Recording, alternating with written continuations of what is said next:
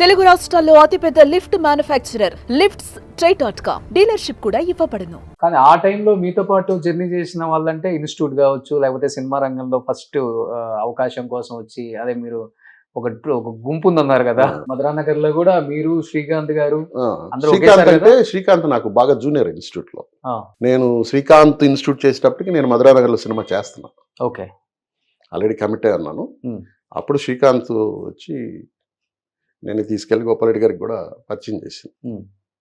కానీ మీరు ఒక మాట అన్నారు, అమ్మ నేదురుమల్లి వాళ్ళ కూతురు అంటే ఆడపడుచు, మేనమామ chief minister of Andhra Pradesh, combined స్టేట్కి సొంత మేనమామ, ఒక ముఖ్యమంత్రి మేనల్లుడు సినిమాల్లోకి వస్తున్నాము అంటే ఆయన ఒక మాట చెప్తే చాలు, ఒక ఎన్టీఆర్ గారికో, ఒక ఏఎన్ఆర్ గారికో, ఒక కృష్ణ గారికో, మా చెల్లెల కొడుకు సొంత, మా ఓడికి రెడ్ కార్పెట్ వేసి మంచి అవకాశాలు ఇప్పించే బాధ్యత మీదని చెప్పే అంత చనువు ఉంది.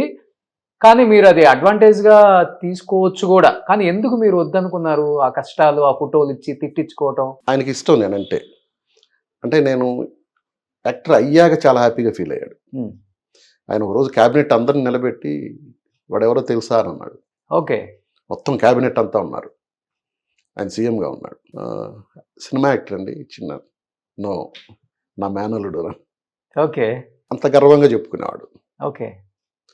ఆయన ఒక్కసారి నేను ఇన్స్టిట్యూట్ అయిపోయాక ఆయన దగ్గరికి ఎందుకు వెళ్తే దాసరి గారికి ఫోన్ చేసి మాట్లాడాడు. మాదిరా నా మేనల్లుడు కొంచెం చూడనారాయణరావు అని. బట్ ఇక్కడ ఫస్ట్ తెలుసుకోవాల్సిన విషయం ఏంటంటే రికమెండేషన్స్ మీద ఏది జరగదు. ఓకే, ఇండస్ట్రీలో రికమెండేషన్స్ మీద జరిగేది 1%, 0.1%. ఇక్కడ ఫస్ట్ కావాల్సింది luck. Okay,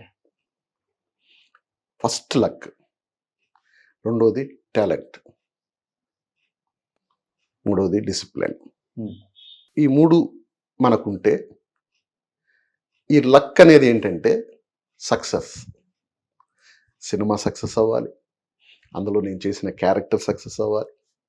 these all are depends on luck. రెండోది టాలెంట్. ఓకే, టాలెంట్ అనేది ఏంటంటే మనల్ని ప్రూవ్ చేసుకోవాలి. ఇంకొక అవకాశం వస్తే చేసుకుంటానంటే కుదరదు. నీకు వచ్చిన అవకాశాన్ని నువ్వు వాడుకోవాలి.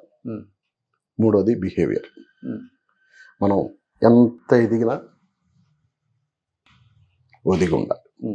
ఇవన్నీ అంత పెద్ద కుటుంబంలో పుట్టారు కాబట్టి చూసి నేర్చుకొని వచ్చారు. ఇక్కడికి వచ్చాక నేర్చుకున్నా.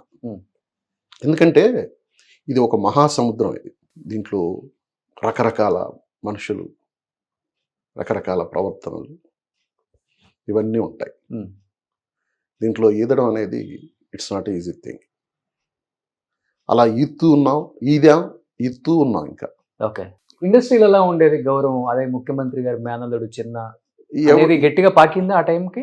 నేను ఎవరికి చెప్పేవాడిని కాదు అసలుకి. నేను రెడ్డి అని కూడా ఎవరికి తెలియదు.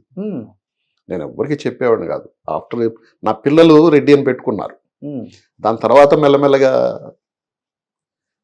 ఈ మన సోషల్ మీడియాలోనే అవుట్ అయింది. కానీ నేను అసలు, ఎందుకంటే మా చిన్నప్పుడే మా ఫాదరు కమ్యూనల్ ఫీలింగ్ ఉండకూడదని మా రిజిస్టర్స్లో రెడ్డి అని తీసేసాడు. ఓకే, జితేంద్ర అనే ఉంటుంది నాది. అఫిషియల్ నేమ్స్ అన్ని జితేంద్ర అనే ఉంటుంది, bank accounts, pan cards. Reddy అని చిన్నప్పుడే తీసేసాడు నాన్నగారు. ఓకే, ఈ చిన్న అనే పేరు నాకు యాదృచ్ఛికంగా ఇప్పుడు శివాలో వచ్చింది. కానీ మీరు వచ్చిన టైంలో క్యాస్ట్ ఫీలింగ్ ఎక్కువ ఉండేదంట ఇండస్ట్రీలో. మిమ్మల్ని అడగలేదా ఎవరు మీరు ఏ కులం అని? నిజంగా చెప్పండి. అడగల ఎవరు అంత. అంటే నేను ఎక్కువ రోజులు కష్టపడలేదన్నమాట. ఓకే, అదొకటి. అంటే ఆ ఉన్నన్ని రోజుల్లోనే ఉడదుడుకులు చూసేసా.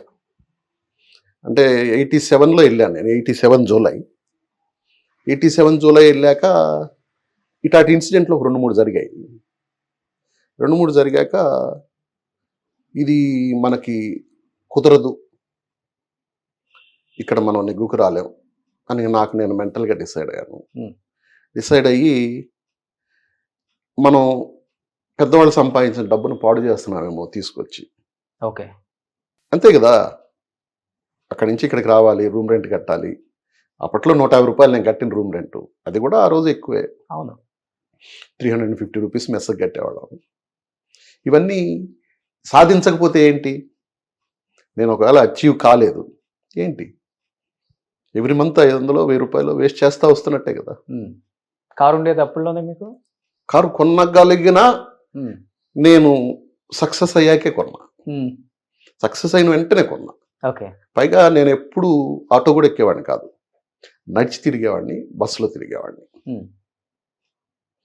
ఒక స్టేజ్లో ఇంటికి వెళ్ళిపోయా, ఇది వద్దు మనకి అని వెళ్తే మా ఫాదర్ బాగా ఎంకరేజ్ చేశాడు, నువ్వు వెళ్ళు. ఆయన ఒక మాట అన్నాడు, గొప్ప మాట. హీఈస్ ఎ రిటైర్డ్ గవర్నమెంట్ ఎంప్లాయ్, ఎడ్యుకేషన్ ఆఫీసర్గా రిటైర్ అయ్యాడు. ఓకే. నువ్వు అంతగా ఇబ్బంది పడే పొజిషన్ వస్తే నా పెన్షన్ నీకు ఇస్తాను, ఇప్పుడు జీతం వస్తుంది ఓకే, నాకు రాకపోయినా నా పెన్షన్ నీకు ఇస్తా, నువ్వు ప్రయత్నం చేయి అని అనుకునే టైంలో సరే.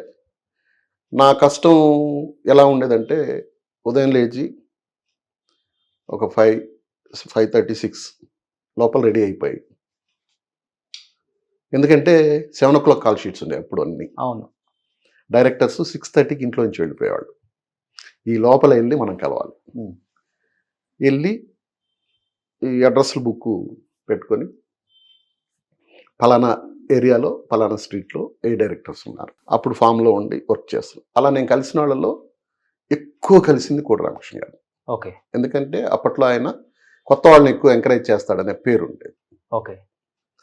అలా ఉదయాన్నే నడిచి వెళ్ళిపోయి డైరెక్టర్స్ దగ్గర ఈయన్ని కలిసేసాను, గబగబా ఇంకొక డైరెక్టర్ ఇంటికి, అలా ఒక 2-3 ఆప్షన్స్ ఒక్కొక్క రోజు, ఇంకొక ఏరియా, ఓకే, అక్కడ ఎవరెవరు ఉన్నారు అంటే దగ్గరలోనే ఉండే వీళ్ళు. సుమన్ టీవీలో మీ పర్సనల్ అండ్ బిజినెస్ ప్రమోషన్స్ కోసం కింది నెంబర్కి కాంటాక్ట్ చేయండి.